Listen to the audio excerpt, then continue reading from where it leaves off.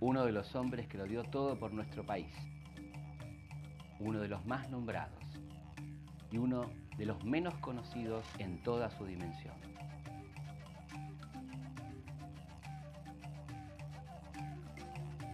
Estratega militar, comprometido con su tiempo, José de San Martín. Su aguda mirada del país se acalló, sus opiniones políticas se ocultaron y su visión del ejército y el rol de las Fuerzas Armadas en la sociedad civil ha sido censurada.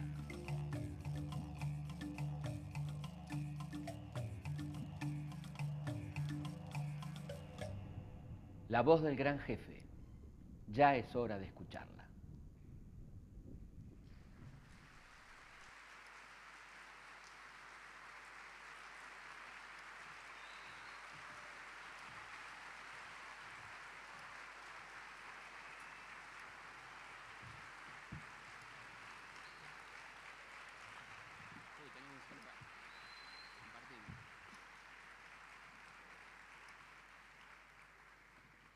Es un vaso compartido, ¿no? Un machete compartido, en realidad, que es solo para mí. Bueno, buenas tardes a todos. Buenas tardes. ¿Cómo les va? Es una suerte de charla, clase de historia. Para mí es una clase de historia esto, ¿eh? Bueno, buenísimo. Por lo menos me ha hecho confrontar lo que te decía recién con la educación que recibí en materia de historia y con lo que me enseñaron de San Martín. Y me parece que está bueno hablar de eso, un poco de lo que uno no sabe de San Martín. Y te quería preguntar si está mal que no sepa tanto de San Martín. Bueno, muchas gracias por venir a todos. Sí, yo creo que está mal, ¿no? Porque nos han contado poco del San Martín real, ¿no? De este hombre tan íntegro, tan múltiple, interesado por tantas cosas, por la filosofía, por la historia, por la música, por la pintura. Y hay un recorte muy a lo militar, ¿no es cierto? En esta Sí. operación trágica que se llevó adelante, donde primero lo transformaron solamente en militar, luego lo declararon padre de la patria y finalmente la operación culmina con que el ejército es el padre de la patria, ¿no? Con todas esas consecuencias nefastas que tuvo para nosotros. Pero vale la pena conocer a este hombre y bueno, de eso vamos a hablar durante todo este rato. Y mucha gente se sorprende, ¿no? De cómo yo no sabía esto de San Martín, como te habrá pasado a vos. Y bueno, es bueno saberlo, ¿no? Sin duda. Sí, hay una parte humana, aunque suene raro decirlo, que uno no conoce. Antes de entrar en esa parte, me gustaría que charlemos un poco sobre en qué consiste el recorte sobre la persona de San Martín y si me puedes contar la anécdota de la película de Halcón, que me parece muy Sí, gráfica. sí, totalmente. El recorte consiste en sacar todo lo que tiene que ver con un hombre que piensa, un hombre enormemente preocupado por su país, por su pueblo, un gran gobernante que gobernó la provincia de Cuyo, San Juan, San Luis y Mendoza, con medidas realmente populares, modernas, pionero en muchas cosas, es el que instala entre nosotros el concepto de educación popular, de salud, ¿no? De salud pública, con medidas tan interesantes como, por ejemplo, entender que había una capacidad ociosa en los conventos, que los frailes no tenían mucha ocupación, entonces convertirlos en agentes sanitarios para que vacunen a los chicos de esas provincias. Un hombre que le encantaba tocar la guitarra de concierto, ¿no? Un gran concertista, gran lector de los escritores más revolucionarios de la Revolución Francesa, Voltaire, Montesquieu, ¿no? Todo eso nos ha sido escamoteado de alguna manera en esta cuestión que solamente es Maipú, Chacabuco, San Lorenzo, el Cruce, que son todas cosas muy importantes, pero que no es el San Martín completo, ¿no? Que está bueno que lo conozcamos de alguna manera. Faltan los carajos, ¿no? En los recortes. Los Faltan carajos de los San Martín. carajos, era un gran carajeador, y yo creo que no es lo mismo decir carajo que decir señores, porque en una de las cartas que uno encuentra la diferencia entre el original de lo que él escribía y lo que luego fue transcripto en la documentación sanmartiniana, hay una carta muy interesante cuando justamente como gobernador de Cuyo él prohíbe los castigos corporales a los niños en las escuelas, diciendo que de ninguna manera había que castigar a los chicos, Y el Cabildo de Mendoza, que era muy conservador, le dice que si no se castiga a los chicos corporalmente, los chicos van a ser indisciplinados y todo esto. Entonces él, burlonamente, con la ironía que lo caracterizaba, responde, bueno, autorizo el castigo corporal en la mano y con guante, ¿no? Como diciendo que de ninguna manera. Y ahí le escribe a su amigo Guido y diciéndole, fíjese lo que me dicen estos carajos, ¿no? Refiriéndose a esta oligarquía mendocina que manejaba el Cabildo. Y la traducción de estos carajos es estos señores.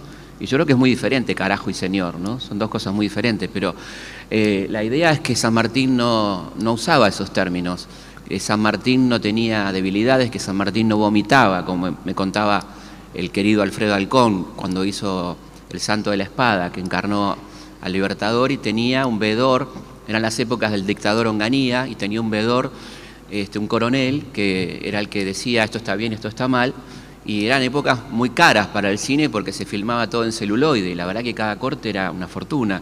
Entonces Torre Nilsson, el director, harto de esto, pidió una reunión con Onganía, pasar el fragmento en el microcine de Olivos. Se pasó el fragmento donde San Martín vomitaba. Recordemos, San Martín vomitaba mucho porque tenía problemas de vómitos de sangre. Onganía ve ese fragmento, se prenden las luces y dice San Martín no vomitaba. Y San Martín no vomitó, digamos, ¿no? Estas barbaridades que deshumanizan a un personaje, que lo vuelven un ser inimitable, perfecto, no se cumple la idea de la ejemplaridad, donde uno puede llegar a ser como ese personaje, con este concepto equivocado de la ejemplaridad. La ejemplaridad no es la sinonimia, uno no tiene que cruzar los Andes para ser San Martín, ¿no? Con cumplir con los valores sanmartinianos de honestidad, coherencia, patriotismo, uno ya está haciendo uso de la ejemplaridad, ¿no? Pero ahí ni siquiera eso, ¿no? Por esta perfección que se pretendía mostrar, ¿no? Es muy loca la idea militar de que si te gusta pintar o te gusta la música clásica, no sos ejemplar. No, y claro. A esta estampita le estamos poniendo humanidad, le estamos poniendo un carácter renacentista que es súper interesante. Sí, esa es la palabra, renacentista en el sentido del hombre pleno, ¿no? Un hombre como se pensaba a sí mismo Leonardo, pensaba a los demás, un tipo que le importe la ciencia, la novedad, ¿no? Que está muy presente en él, digamos. Pensemos, por ejemplo, que es el hombre que introduce prácticamente en Argentina la homeopatía. La homeopatía era una ciencia ultra o una paraciencia, como se quiera llamar, ultramoderna, recién empezaba en la década del 10, y él ya tenía en el año 14 su botiquín homeopático con el cual se fabricaba sus medicamentos, y esto tenía que ver con la cantidad de enfermedades que padecía, que no tenían sus remedios ni sus calmantes en la medicina alopática, en la medicina común. Por lo tanto, él se fabricaba sus propios remedios homeopáticos, lo cual habla de una persona que está muy al tanto de las novedades científicas, de lo que está pasando, es decir, un tipo muy a la moda, de alguna manera. Le gustaba muchísimo la música y está muy bueno pensar que la música de fondo de San Martín bien podría ser Mozart, bien podría ser Beethoven, contemporáneos a los cuales él admiraba absolutamente, ¿no? Y creo que cambia cuando uno piensa cuál era el sonido de fondo de esa cabeza, ¿no? ¿Y cómo era percibido él? Porque, digo, ¿era común ser así renacentista y venir con ideas que en principio a mí me comienzan a sorprender cuando empiezo a leer tu libro? ¿O estaba todo bien con que fuera así él? ¿O No, los que estaban siempre, alrededor decían, oh, este tipo está loco? No, claro, siempre fue un tipo sospechoso, fue mal recibido por el poder en Buenos Aires, por Rivadavia, por ejemplo, ¿no? Siempre parecía un tipo como peligroso, que pensaba demasiado, tenía demasiadas ideas, y de hecho fue un marginado de la política, ¿no? Comienzan a marginarlo hasta lograr mandarlo al Ejército del Norte y luego a Cuyo, sacándoselo de encima, porque siempre era un personaje expectable para gobernar. Pensemos que cuando triunfa en San Lorenzo su capacidad política, su conocimiento, su prestigio crece enormemente en el momento que se reúne la asamblea que va a elegir un director supremo que es una especie de presidente. Y es en ese momento que el tipo que maniobraba la política porteña, que era Alvear, decide mandarlo al norte en reemplazo de Belgrano, ¿no? Para sacarlo del medio. Y lo dice en el texto que reproduzco en el libro, ¿no? Le dice, nos sacamos de encima al hombre, por fin se fue, no lo tenemos acá, porque el coronel San Martín se manifestó contrario al centralismo, ¿no? Esto lo dice literalmente Alvear cuando lo mandan al Ejército del Norte, donde se produce un hermoso encuentro entre dos personas, quizá de las mejores que tuvimos en nuestra historia, que son Belgrano y San Martín, que de ninguna manera, bueno, también estas cosas raras, ¿no? Que se nos cuenta que se encontraron un rato en Yatasto, ¿no? Esto no es cierto, o sea, se vieron en Yatasto, pero convivieron un mes y medio en Tucumán, haciendo algo increíble, que es crear la primera academia militar científica de nuestra historia. Militar científica. Militar científica, ¿no? La ciudadela de Tucumán, donde había clases de geografía, de historia, de matemática, de estrategia. San Martín daba clases de estrategia e historia. Uno siempre dice qué lindo haberlo tenido a San Martín de profesor de historia. Bueno, eso pasó en Tucumán, porque San Martín pensaba, igual que Belgrano, que había que formar cuadros militares con una capacidad intelectual de comprensión, que transmitan a los soldados ese conocimiento, que no alcanzaba con las voces de mando, sino que había que ser un intelectual, además, ¿no? De un militar. Y esto aparece muy claramente ahí. Y además se encuentran estos dos tipos que se admiraban sin conocerse, ¿no? San Martín había conocido todo lo que había escrito Belgrano sobre economía, educación popular, derecho de la mujer a la educación, así que tenía muchas ganas de conocer a este Belgrano con quien convive, y además que sabe que le han tendido una trampa, que Belgrano se lo cuenta. Estas dos batallas de Vilcapugio y Ayohuma, estas derrotas son derrotas provocadas para desprestigiar a Belgrano. Belgrano insiste en no avanzar hacia el Alto Perú, y la comandancia de Buenos Aires, encabezada por Rivadavia, insiste en que vaya porque necesitan que Belgrano sea derrotado militarmente y políticamente. Esto se lo cuenta Belgrano a San Martín se niega a detenerlo, que era la orden que tenía, detenerlo para juzgarlo, se niega absolutamente. Y ahí en Tucumán es donde nace un poco madura la idea de cambiar de estrategia, ponerlo a Güemes en el norte y lanzar la campaña continental del cruce a Chile y la campaña al Perú, ¿no es cierto? Ahora vamos a entrar en eso, pero sí. Se me abrió una pregunta en la cabeza, que es ¿por qué normalmente cuando se enseña en historia los hechos que nos enseñan duran lo que dura una oración? Se encontraron, ya está, se encontraron, fue, y no sabés nada más. Se encontraron, se abrazaron, hablaron un poquito y se fueron. La verdad que era... Es tan solo una viñeta. Una viñeta, un ratito, y no, bueno, imagínate que era lo que significaba era encontrarse, todo lo que tenían para decirse, porque el Belgrano tenía que transmitirle un montón de información, mucha información secreta de los espías, de cómo estaban los ejércitos, las avanzadas españolas, quiénes eran los jefes, qué espías tenían, quiénes eran los principales oficiales con quien contaban, qué recursos tenían. Todo esto no se hace en 2 horas, digamos, ¿no? Y esto implica entonces esta convivencia tan interesante, de la cual los dos se van admirados. Nunca más se verán personalmente, eso es cierto, nunca más se ven, pero nace una correspondencia, una literatura epistolar, unas cartas extraordinarias entre los dos que son impresionantes, ¿no? Que duran hasta la muerte de Belgrano, ¿no es cierto? 1820. Vamos a ir un poquito atrás y vamos a hablar de cuando San Martín llega a la Argentina, que viene de Europa. Viene con una experiencia militar en España de 20 años, lo cual, si uno hace números, se encuentra con un San Martín muy precoz. Muy precoz y a la vez un extraordinario oficial, ¿no? Porque él entró a los 11 años a la milicia, ya a los 13 estaba combatiendo en el norte de África, lo que hoy es Argelia, en Orán, en un batallón temerario, realmente temerario, de voluntarios, que eran los granaderos. Los granaderos se llamaban así porque eran los que portaban las granadas, los explosivos. Y se encargaban de colocar explosivos y desactivar explosivos. Y todo esto a los 13 años. ¿Había muchos de 13 años o era San Martín? No, era el único, el más joven de todos. El más joven de todos. Había que firmar porque era como realmente unas acciones de extraordinario peligro.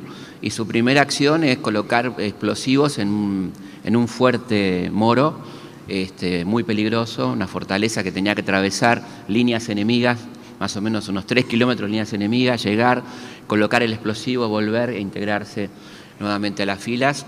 Esa misión exitosa le vale el ascenso, el primer ascenso, y ya a los 15 años tiene mando de tropa, tiene a sus órdenes a tipos de 40, de 30, de 50. Él libra en España más de 30 combates, no tiene una sola herida de esos combates. Sabemos que iba en la primera línea, lo cual habla de su gran destreza. Las heridas que tiene fueron provocadas por un asalto, cuando trasladaba unos caudales y reinaba la inseguridad en España también en aquel momento, ¿por qué no? Y es asaltado cuando llevaba un dinero y tiene una herida fuerte en el pecho y otra en un brazo por resistirse a ese ataque, luchando contra 5 personas y las únicas heridas que trae España son esas, no heridas de combate, ¿no? ¿Su padre tenía que firmar una autorización? ¿Es algo tan simple como eso? El padre firmaba la primera autorización cuando ingresaba como cadete al regimiento, en este caso al regimiento de Murcia, y después ya corría por cuenta de él, ¿no? Digamos que las vidas eran más cortas, las niñeces se acortaban, las adolescencias también, y ya un chiquito de 15 años era considerado un hombrecito, casi un hombre, ¿no? Un guerrero, en este caso un guerrero experimentado a los 15 años, ¿no? Con combates en Marruecos, en Argelia, en muchísimos lados. Luego vendrá su etapa naval, donde está un año al mando de 120 marineros en un barco combatiendo con los ingleses, el Santa Dorotea. Toda esta etapa también es muy interesante y poco conocida, ¿no?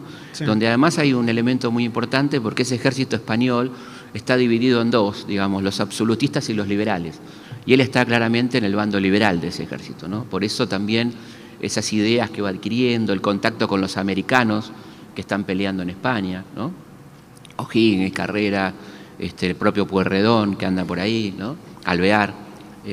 Todo eso es muy importante porque si no, no se entiende su venida luego a América a hacer la revolución, digamos, ¿no? ¿Por qué quiere venir a la Argentina? ¿Por qué quiere volver a la Argentina? Bueno, quiere volver porque él entiende que la lucha contra el absolutismo, lo dice él, se puede librar en cualquier parte y que él, como había acordado con los americanos de la Logia de Cádiz, que era una logia en esa linda ciudad de Cádiz, que era el nexo entre España y América, el gran puerto de contacto entre España y América, hay una logia de americanos donde todos resuelven en el momento oportuno volver a sus países a trabajar por la independencia, ¿no? El momento indicado, evidentemente, es después del 10, cuando ya cayó el último bastión del poder español, la Junta de Sevilla, y ahí empiezan a volver O'Higgins, cada uno Bolívar, cada uno vuelve a su país a trabajar por la revolución. Y es en ese momento cuando San Martín, previo paso por Londres, porque no podía venir directamente, pues se hubiera detectado sus intenciones, bueno, llega aquí y comienza entonces a juntarse con los sectores más progresistas locales. Los contactos de San Martín en nuestra ciudad de Buenos Aires son dos. Por un lado el artiguismo y por otro lado el morenismo, ¿no? Que van a ser dos presencias interesantes a lo largo de su vida. ¿Qué implicaba ser progresista en ese momento? Bueno, implicaba ser un liberal consecuente, liberal en el sentido no económico, sino en el sentido político, derechos humanos, libertad de prensa, libertad de culto, libertad de expresión, luchar por la libertad de sus semejantes, la igualdad, todo eso que había programado la Revolución Francesa y que no había cumplido del todo porque se había convertido en un imperio.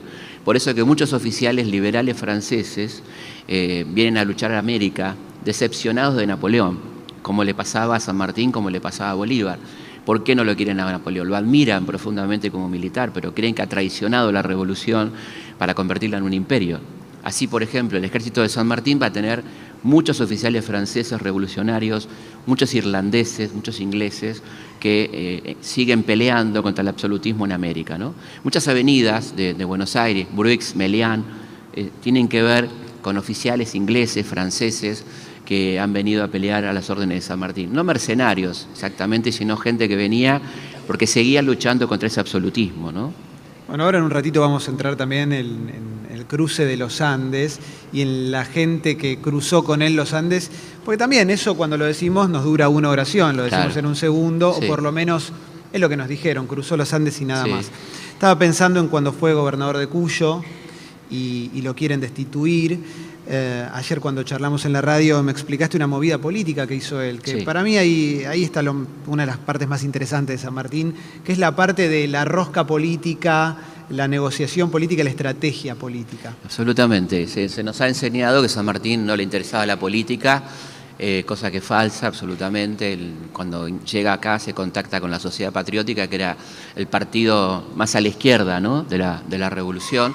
Es correcto decir izquierda porque izquierda y derecha son términos de la Revolución Francesa, ¿no? Esto nace en la Asamblea de París cuando el presidente decía tiene la palabra al diputado de la derecha y quiso la suerte que a la derecha estuvieran los monárquicos y a la izquierda los revolucionarios. O sea que el término izquierda y derecha es un término perfectamente aplicable a la década del 10 del siglo XIX. Ese partido, la Sociedad Patriótica, dirigida por Bernardo de Monteagudo, este notable tucumano, pionero de nuestra revolución, y ahí se integra San Martín y recibe la enseñanza al morenismo. O sea, San Martín recibe todo el plan de operaciones, toda esa cuestión, ¿no? Y ahí comienza entonces una vocación política que no va a parar en ningún momento. Como gobernador de Cuyo hace política, se enfrenta muy fuertemente con el poder central encarnado por Alvear, el poder absoluto, dictatorial. El término dictatorial es interesante porque lo dice la propia Academia de la Historia, que lo quiere Alvear, ¿no? Y dice la dictadura de Alvear. Bueno, esa dictadura, cuando ve el tipo de gobierno que está haciendo San Martín, decide voltearlo, decide derrocarlo. Manda a Perdriel en reemplazo de San Martín, el general Perdriel. San Martín, cuando recibe a Perdriel, hace una movida que lo muestra como muy hábil político. Dice: permítame, general, que lo acompañe a la asunción de su nuevo cargo como gobernador de Mendoza. Lo que estaba haciendo era evidentemente convocar al pueblo, llegar a la plaza, y cuando llegó San Martín y Perdriel, se imaginan el pueblo mendocino vivando a San Martín y silbándolo y tirándole de todo a Perdriel. Perdriel se tuvo que ir directamente y él fue ratificado políticamente como gobernador, plebiscitado por su pueblo, ¿no? No, y además estamos omitiendo un detalle, que es que tenía menos de un año como gobernador. Menos de un año como gobernador, fue ratificado y es uno de los 3 gobernadores, de todos los gobernadores que habían sido puestos a dedo, es uno de los 3 gobernadores realmente populares que tiene nuestro país, en aquel momento las Provincias Unidas, realmente populares, plebiscitado. Uno era Candioti, el príncipe de los gauchos en Santa Fe, un artiguista, por supuesto nuestro querido Martín Miguel de Güemes, y San Martín en Cuyo. Son los únicos 3 gobernadores que pueden decir en ese momento que son populares. Por supuesto Artigas como protector de Entre Ríos, Corrientes, Santa Fe, la banda oriental, ¿no? Así que es muy interesante este carácter de gobernador plebiscitado que tiene para 1815, ¿no? Otra cosa que me llama mucho la atención de San Martín es el dominio del ego. Digo, a medida que iba haciendo la carrera, podría haber sido un hombre absolutamente megalómano, y hay un montón de pruebas en este libro de que lo tenía bien dominado. Sí, es realmente el antiego, ¿no? Es decir, frente a su enemigo Alvear, hay un documento muy interesante al que tuvo acceso, autógrafo, cuando Alvear toma Montevideo y le manda el parte de guerra, donde dice: yo entré a Montevideo y al frente de mi tropa liberé la ciudad y yo me consagré vencedor de esa ciudad, y yo. Y San Martín subraya todo lo yo, los mí, y abajo pone, de su puño y letra, pone ni Napoleón, ¿no? O sea, hablando del nivel de egolatría, claro, de este tipo, que era evidentemente su antinomia en todos los sentidos, era lo contrario de lo que era él, ¿no? En sus partes no hay menciones personales. El parte de San Lorenzo, que es un parte hasta poético, digamos, él no habla en ningún momento de él, habla de sus compañeros. En los partes de él comienzan diciendo compañeros del Ejército de los Andes, y en el parte de San Lorenzo es muy interesante porque termina pidiendo por los huérfanos, por las viudas. No hay una autoglorificación en absoluto, sino preocupado por los que quedaron heridos, por las viudas, por los hijos de los muertos, ¿no? Bueno, que habla de una persona con un fuerte carácter humanista, ¿no es cierto? Quiero empezar a hablar del cruce de los Andes.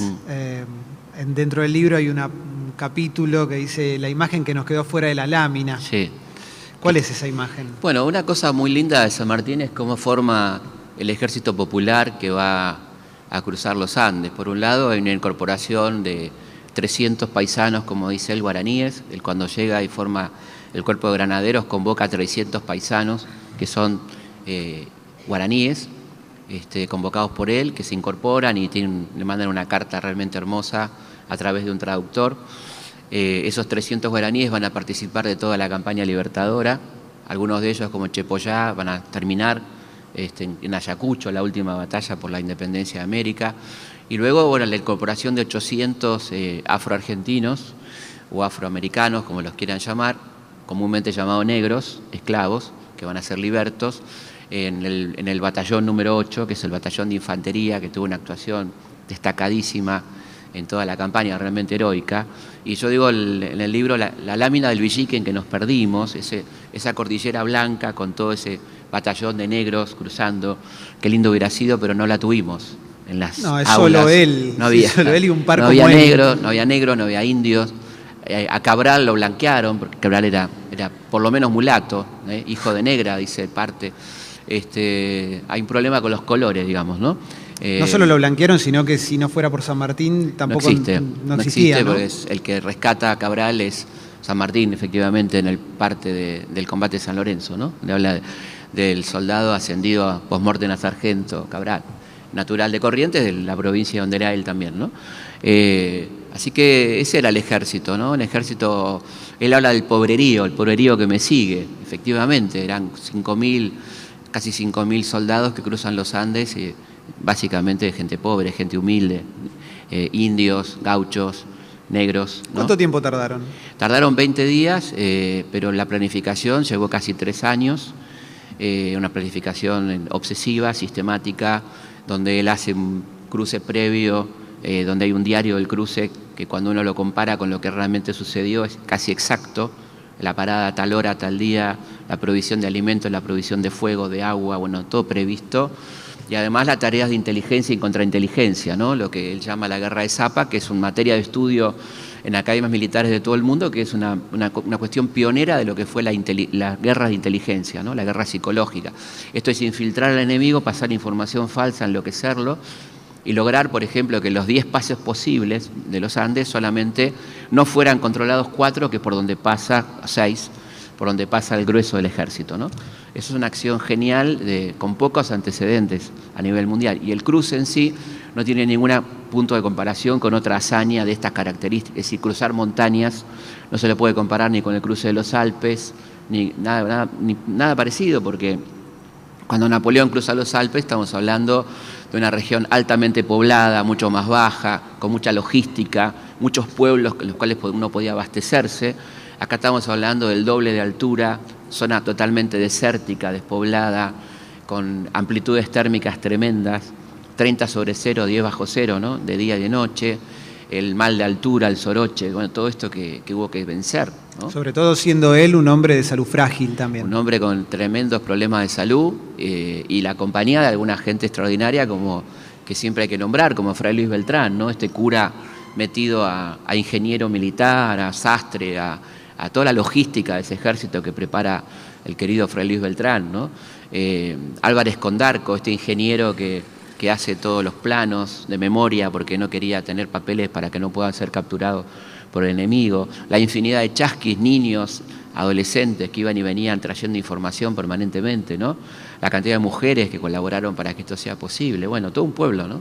Impresionante, una gesta increíble, llegar al otro lado, después de cruzar el Espinacito, que es una de las cordilleras más altas del mundo, la más alta de la cordillera, porque recordemos que los Andes son 4 cordilleras, ¿no?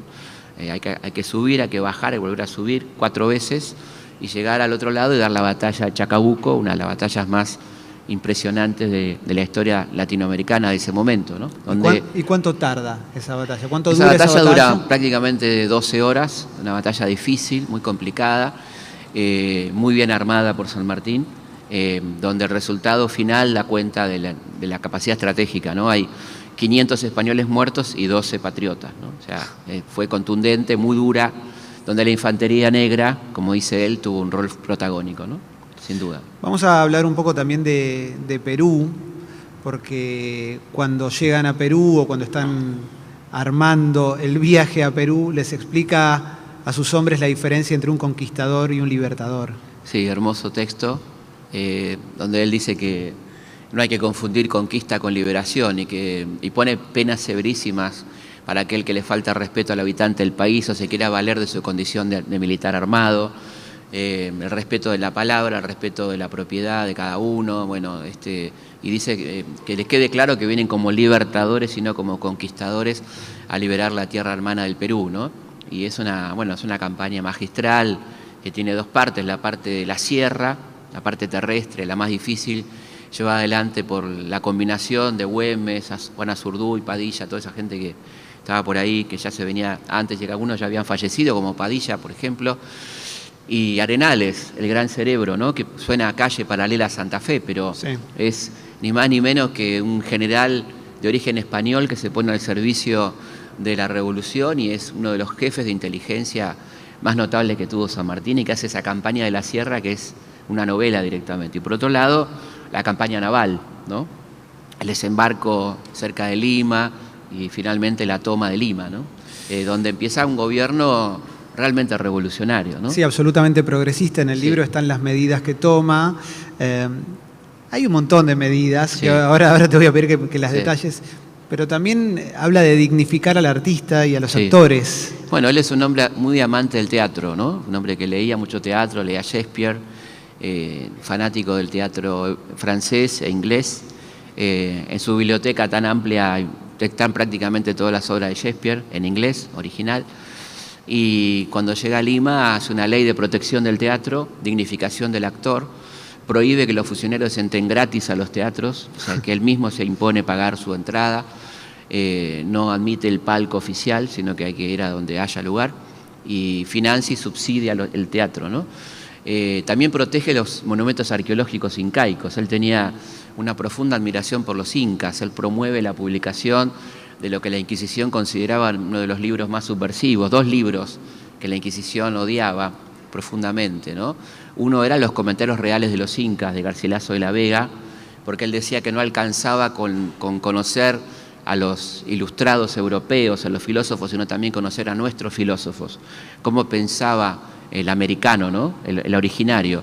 Por eso promueve ese libro y promueve la edición del Quijote, prohibido totalmente por la Inquisición, y es muy linda la prohibición de la Inquisición de Lima, donde dice: se prohíbe el Quijote y las novelas de caballería porque, como se sabe, promueven la imaginación, y la imaginación promueve la rebelión, ¿no?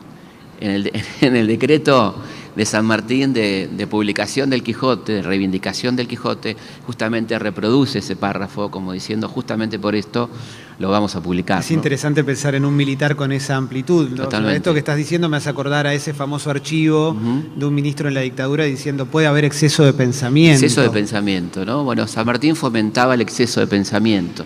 ¿Y cómo Además, era tomado eso? Perdona ¿cómo? que te interrumpa. ¿Cómo era tomado? Bueno, siempre fue un marginal, es un tipo que de ninguna manera fue bien recibido en su momento, ¿no? Es decir, era una persona que siempre sonó peligrosa. Entonces, esto era así, digamos, ¿no? Digamos, para que se vea hasta qué punto él era un admirador del Quijote. Cuando él asume el gobierno de Mendoza, en su correspondencia: heme aquí mi ínsula cuyana, ¿no? O sea, recordando a Sancho y el gobierno de la ínsula Barataria, ese gobierno imaginario donde una persona del pueblo por una semana gobierna esa isla y hace medidas tan populares como la que hace Sancho en el Quijote. Es decir, fíjate hasta qué punto hay un intertexto entre literatura y política para él, ¿no? Cuando está absolutamente presente el Quijote en su vida, en su obra, ¿no? Y por supuesto que era una persona, como siempre, al poder el pensamiento lo incomoda. El exceso de pensamiento lo incomoda, y va a ser una persona extraordinariamente perseguido en vida y después de muerto, ¿no? Porque después hablaremos de qué pasó con su memoria también, ¿no? Salud pública, derechos laborales, son todas cuestiones que al día de hoy siguen siendo revolucionarias, que al día de hoy las planteás, estas cuestiones de que los funcionarios tengan que pagar entrada para ir al teatro. Exactamente. Y suena difícil de poder hacer ahora. El régimen impositivo absolutamente censitario, o sea, que paguen realmente más los que más tienen. Derechos laborales fue pionero, fue la primera ley laboral de la Argentina, la redacta San Martín. Es una ley de Mendoza donde establece la obligación de la libre deuda. O sea, el patrón tenía que demostrar que no le debía un centavo a su peón, cosa insólita para 1814, ¿no? Bueno, todas estas cosas pocas veces se nos cuentan, ¿no es cierto?, de este San Martín tan completo como vamos viendo, ¿no? ¿Y cómo se llevaba con la iglesia? Con la iglesia tenía una relación, él era una persona creyente, una persona muy creyente, pero tenía conflictos con la iglesia poder, digamos, ¿no? No se llevaba bien con la iglesia poder, con la jerarquía eclesiástica más superior. Y cuando él está en el exilio, por ejemplo, él recuerda que el Papa Pío VII, en 1816, cuando nosotros nos declaramos independientes y él está lanzando la campaña libertadora a Chile, hay una condena a todos los americanos al infierno. Entonces hay una carta a Belgrano muy linda donde dice: usted que es tan católico, vea qué puede hacer, a ver si por lo menos podemos ir al purgatorio, ¿no? Porque, si podemos gestionar un purgatorio, si tenemos, aunque sea. Por lo menos un stand-by, ¿no? Bueno, y después, recordando esta barbaridad, ¿no?, donde decía que nos condenaba por subversivos a todos los latinoamericanos que nos alzáramos en armas, contra el amado Fernando VII, él no se olvidaba de eso, y cuando en 1830 él está en el exilio en Bélgica y se entera que su amigo Tomás Guido, canciller de Rosas, por orden de Rosas, ha restablecido las relaciones diplomáticas con el Vaticano, se enoja mucho, le manda una carta a su querido amigo, muy irónica, donde dice que ya que van a necesitar un obispo, él se ofrece como obispo de Buenos Aires porque es San Martín, después de todo, es un santo, ¿no? Qué mejor que un santo dice, qué mejor que un santo para calzarse la mitra, ¿eh? Es muy, muy irónico, muy impresionante esa carta, bellísima, donde se burla un poco de ese poder, ¿no? De ese poder en el que él no cree en la religión, pero no en ese poder, ¿no? ¿Cómo fue el encuentro con Bolívar? Bueno, un encuentro difícil, un encuentro que fue provocado, digamos, por la enemistad de Buenos Aires hacia su persona. Él no quería otra intervención que la ayuda de su país para terminar la guerra en el Perú. Recordemos que si bien él toma Lima, la guerra sigue y tiene que terminar la guerra en el Perú, que quiere decir terminar la guerra en América directamente. Por lo tanto, manda 2 misiones pidiendo ayuda a su país, gobernado por los unitarios de Rivadavia. Esas misiones son prácticamente casi no son recibidas de muy mala manera, rechazadas, y ante la falta de ayuda de su país tiene que recurrir a Bolívar y él sabe que eso va a ser complicado, ¿no? Es decir, esa cuestión final va a ser complicada. Va a Guayaquil, ahí hay un primer problema, porque se elige Guayaquil porque pertenecía a Quito, que era un estado independiente entre Perú y Colombia. Pero Colombia, no tanto. No era independiente, pero cuando va él ya Bolívar lo ha tomado. Claro. Con lo cual hay un primer conflicto, es decir, de ser una zona neutral a una zona ya ocupada por Bolívar, lo cual a San Martín le cae mal. Y ahí comienza un debate donde San Martín sabe, como persona muy, muy lógica que era, que va en inferioridad de condiciones. No tiene países que lo apoyen, su país lo ha abandonado, gobiernan sus enemigos, y por lo tanto va a tener que aceptar lo que Bolívar le proponga. Entonces él se ofrece como segundo a Bolívar para seguir la campaña. Bolívar entiende que no puede ser San Martín su segundo, y bueno, y ahí comienza la crisis que determina su retirada. Lo que no implica, si bien él se enoja mucho, no implica que no le entregue sus mejores oficiales, el resto de la tropa que le queda, y que en las batallas finales intervengan muchos oficiales argentinos famosos como Lavalle y otros tantos, Junín, Ayacucho. Hay una presencia militar argentina, por decirlo así, ¿no? Pero es una pena, ¿no?, que haya prevalecido un poco el ego en esa cuestión final y esto termine en esta retirada, ¿no?, donde él, como le dice a Bolívar, le deja la gloria, ¿no? Le deja la gloria a Bolívar, sin duda. Sí, sigue teniendo una actitud honesta pese a todo.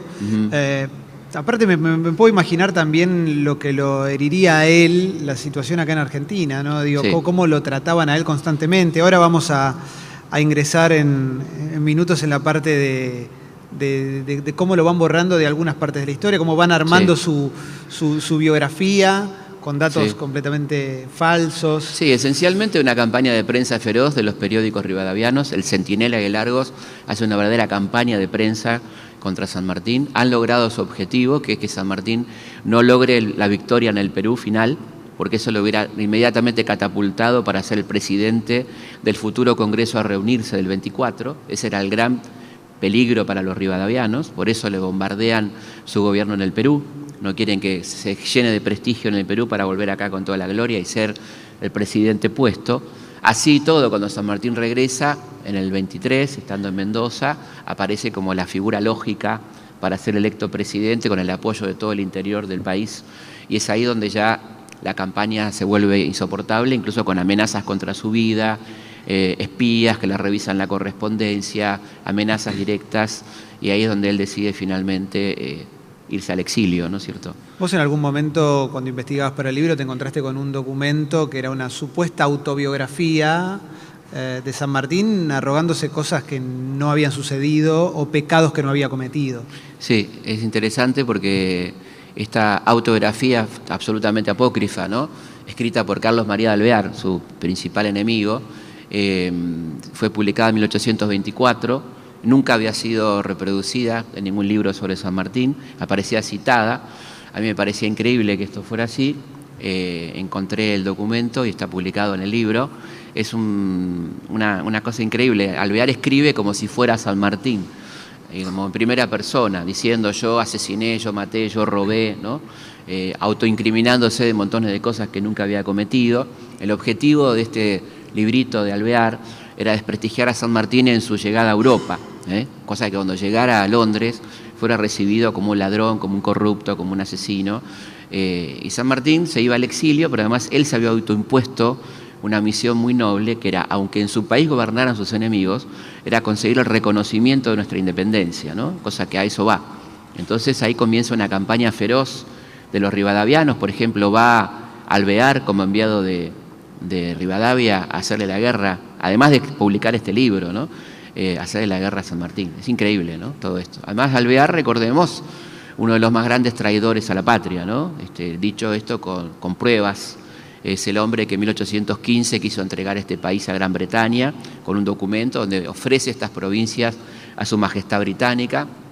Cuando esto llega a conocimiento de los ejércitos, ya hay una sublevación general, Alvear es depuesto y se exilia en Río de Janeiro llevando en un baúl todos nuestros secretos militares, absolutamente todos, ¿no?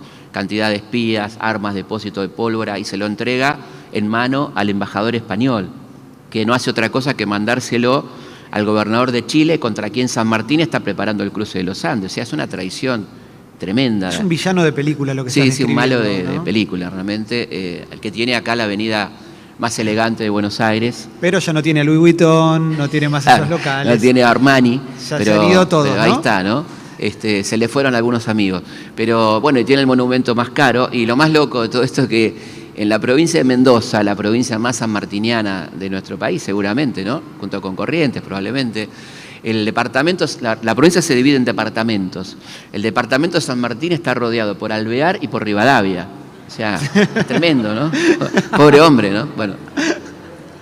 Hablemos un poco de la vida personal de San Martín. ¿Cómo hizo para construir una familia? Si es que en realidad la construyó con Remedios de Escalada y después con una relación complicada, de una chica muy jovencita. No era para nada raro esa diferencia de edad en aquel momento. Las chicas se casaban jóvenes con la idea de tener hijos rápido por la cantidad la mortandad infantil que había, ¿no? Así que el casamiento a los 15 años, 14 años era bastante común.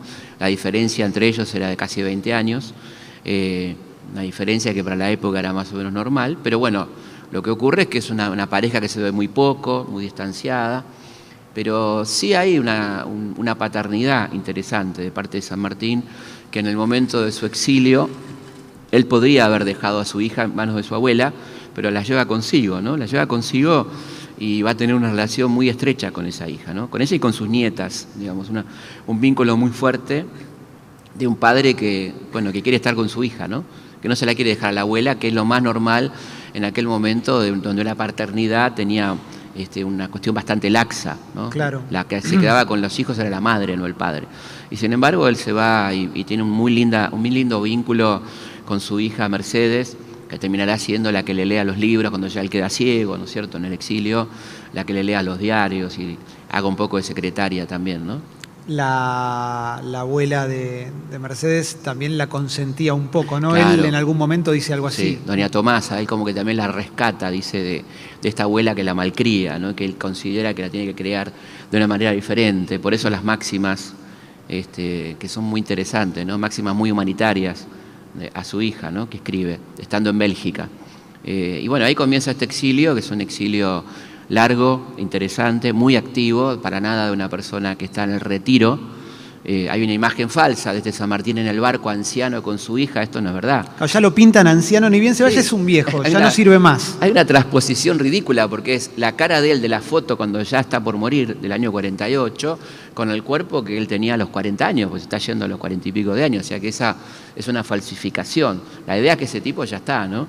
Para nada, ese hombre llega a Europa y activa políticamente, se le ofrece la conducción de la revolución en Bélgica, la conducción de la revolución en Polonia. Recordemos que estamos viendo la época del romanticismo, las revoluciones románticas lo quieren tener como jefe, los polacos, los belgas lo van a ver, Él dice que no se tiene que meter en la interna de los países, pero los recibe a todos, o sea que es una especie de novela esa vida de un tipo tan conocido recibiendo a todos estos personajes, ¿no? Es como una asesoría militar. Una asesoría militar, una asesoría revolucionaria, digamos, ¿no?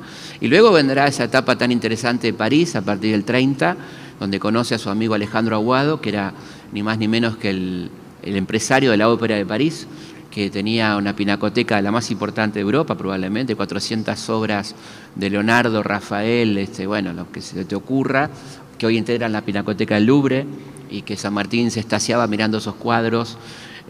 Ahí conoce a Víctor Hugo, conoce a Donizetti, conoce a todos los personajes de la cultura parisina, del París romántico, y él le agradece a Aguado, en una carta donde dice, le agradezco haberme contactado con toda esta gente, con Víctor Hugo, y a Aguado le dice, no se equivoque, ellos los quieren conocer a usted, ¿no?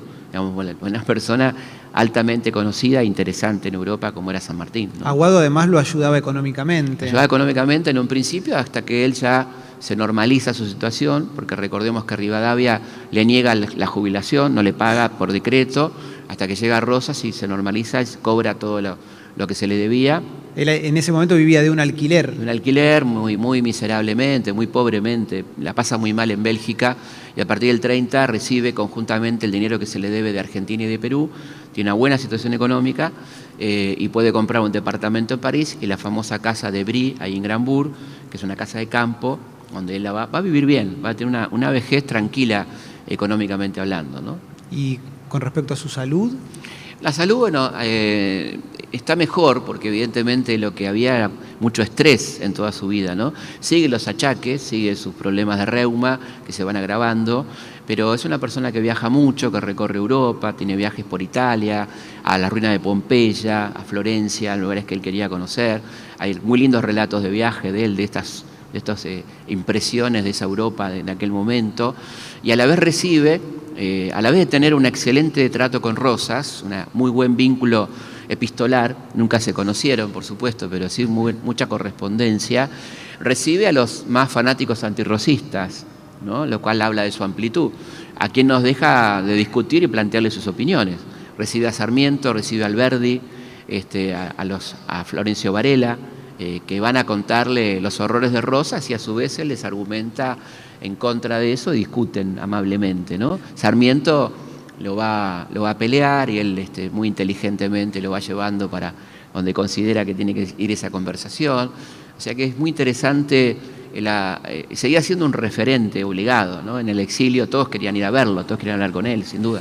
Algo que me llama mucho la atención y que me parece maravilloso es que no le interesaba la idea de la antinomia, la de o federales o unitarios. No era federal, pero tampoco soy unitario. No, claro. Algo difícil de pensar en cualquier momento de la historia. Sí, eso es muy difícil de entender, pero no era federal porque entendía que el federalismo no era un sistema, era un sistema muy bueno, decía él, muy difícil de aplicar en nuestro país donde la geografía y el poder estaban demasiado concentrados en Buenos Aires, y era claramente enemigo de los unitarios. Sí, es decir, no era unitario, pero tampoco era federal, ¿no? O sea, sus enemigos estaban en el bando unitario, sus amigos estaban en el bando federal, pero él no se consideraba federal por una cuestión de honestidad política, él no coincidía con esa idea, pero sus amigos estaban en el bando federal. Esto es difícil de entender a veces, claro. Pero actuaba con esta coherencia. Decía, él no se proclamaba federal porque no entendía que era una dificultad aplicar ese sistema. Pero era muy afecto a Rosas, criticándole estas cosas, como vimos, muy cercano a Artigas en algún momento, buen diálogo con Bustos, con López, ¿no? Así que interesante, es difícil de entender, donde tiene que ser blanco o negro. Este hombre tenía esta característica de su honestidad, de decir, mis amigos están acá, aunque yo no termino de compartir esta idea, ¿no? ¿Cómo es tomada la noticia de la muerte de San Martín acá en Argentina? Bueno, llega por supuesto con retraso, como llegaba todo, varios meses de retraso.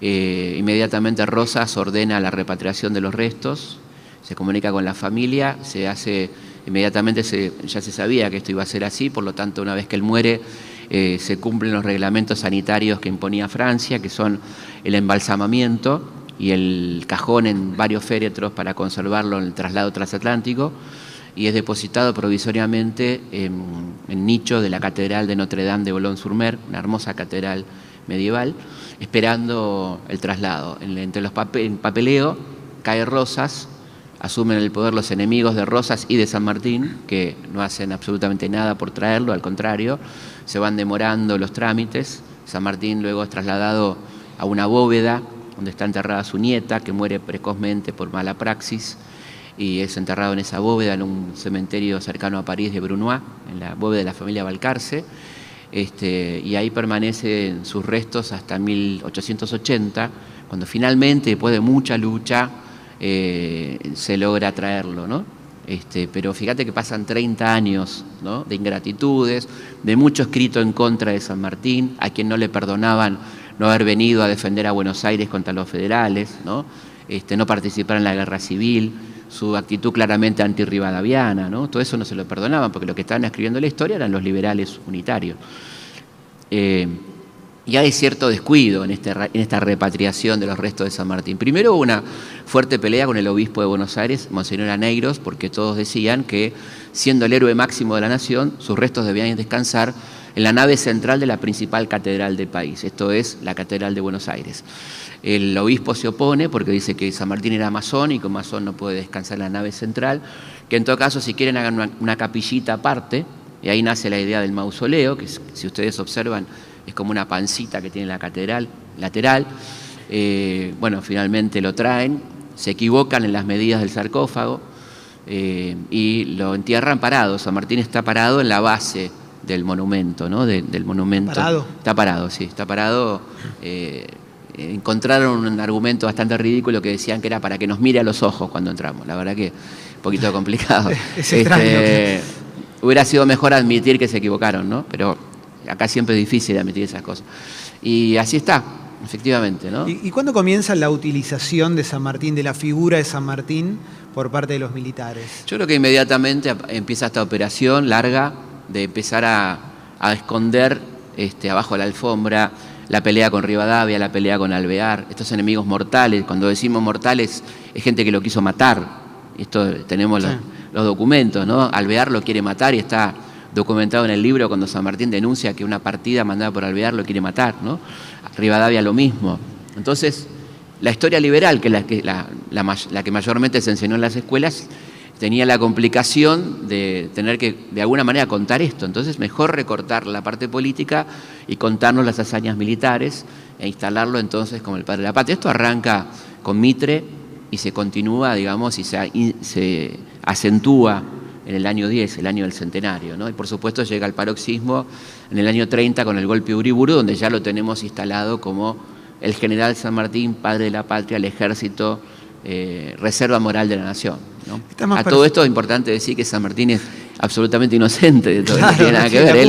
Él escribió en el Código de Honor del Ejército de los Andes, quizá previendo su potencial utilización: la patria no hace al soldado para que la deshonre con sus crímenes, Código de Honor del Ejército de los Andes. O sea que está claro, él prohibió las torturas, prohibió el allanamiento sin causa judicial, ¿no? Entonces nadie podría, basándose en los documentos, utilizarlo como se lo utilizó en cada una de nuestras dictaduras, ¿no? Se lo utilizó en las dictaduras y ahí entramos en algo más personal, que es ¿qué te pasa a vos cuando ves que en las dictaduras decían, bueno, San Martín hubiera hecho tal cosa? Sí, yo creo que, bueno, Videla decía que su ejército era el ejército sanmartiniano.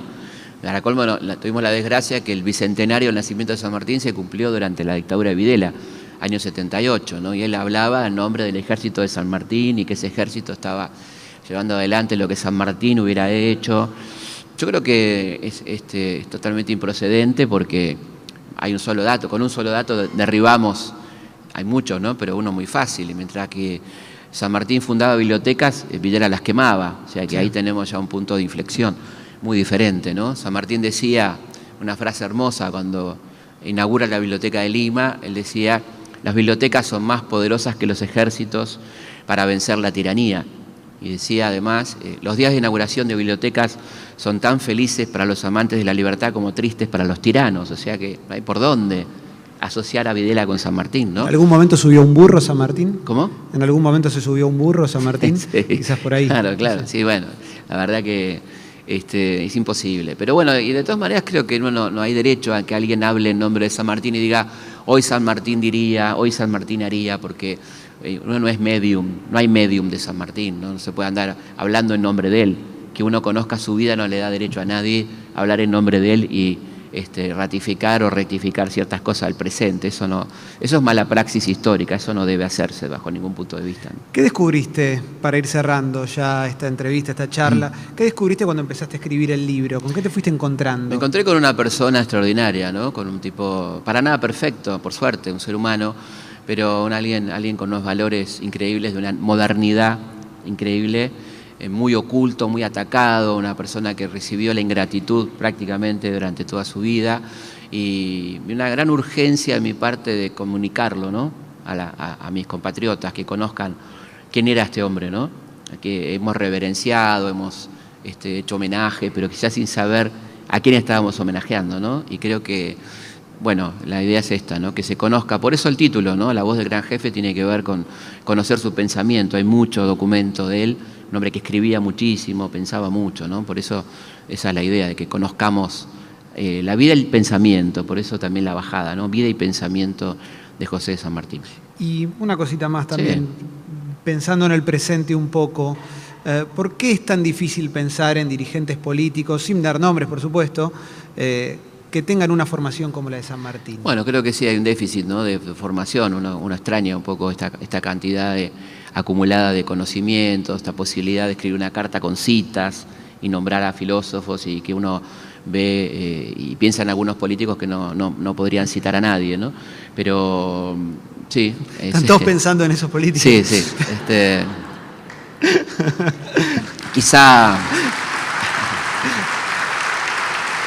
Quizá Louis Vuitton, no sé, alguna marca de ropa. No, se ven todas las nubecitas arriba de las cabezas de la gente con la cara de cada uno, ¿no? Bueno, yo creo que sí, que es una lástima. Por eso, ojalá que lo lean algunos candidatos y se inspiren, que es difícil, ¿no? Pero estaría bueno, creo que estaría bueno, sinceramente. Gracias por dejarme charlar con vos. La verdad que muchas gracias a todos. Nos vemos ahora en el stand de Planeta.